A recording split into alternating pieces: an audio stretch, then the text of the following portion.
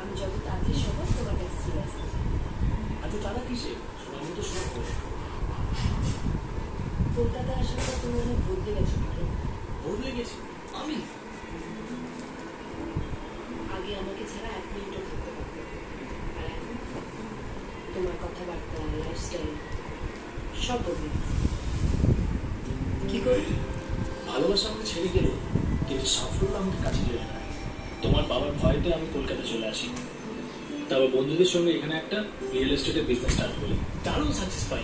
কিন্তু তোমার ইঞ্জিনিয়ারিং এর ডিগ্রি, বিদেশে গিয়ে ম্যানেজমেন্ট পড়ার ইচ্ছে। বিজনেস করে যখন এত টাকা কামাচ্ছি, তখন আর ম্যানেজমেন্ট করে কি লাভ? আর এমনি তো এখন আমার কাছে যা টাকা আছে, সেই টাকা দিয়ে ডজন খানের বিলেত ফেরত ইঞ্জিনিয়ারকে আমি কিনে নিতে পারি। আচ্ছা অঞ্জলি, আমাদের ব্যাপারটা যদি তোমার বাবা জানে, তাহলে কি বলবে? বাবার আর আমার উপরে কোনো অধিকার নেই। নিজের ডিসিশন এখন আমি নিজে নিতে পারি। বাবার সাথে আমার আর কোনো সম্পর্ক নেই। কি হলো? গাড়ি থামালে কেন? তোমার অ্যাপার্টমেন্ট। O, thank you. আমি আসছি। Bye bye.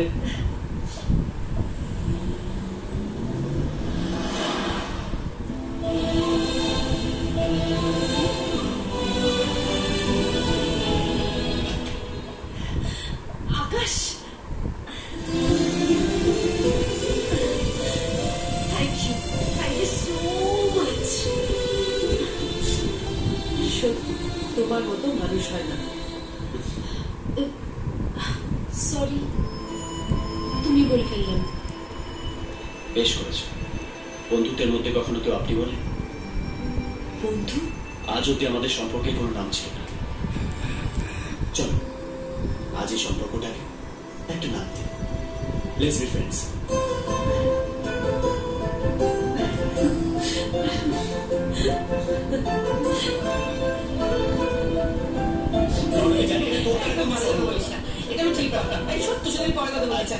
আকাশ, আমার ইভিনিং শিফটটা একটু সামনে দেবে ভাই। আসলে রিমির সঙ্গে এটা আমার প্রথম ভ্যালেন্টাইন্স ডে। নিয়ে না বেরোতে পারলে নির্ঘাত প্রেমটা শুরু হওয়ার আগেই শেষ হয়ে যাবে। তুই চিন্তা করিস না, আমি সামলে নেব। তুই যা ঘুরে ঘুরে যা। থ্যাংক ইউ ভাই। হ্যাঁ, ঠিকই বলেছিস। তুই তো সবার শিফট সামলাতে পারবি। তুই তোর বউকে তার ভ্যালেন্টাইনে হাতে তুলে দিয়েছিস। কখনো ভেবে দেখেছিস তোর কি হবে? কেমন?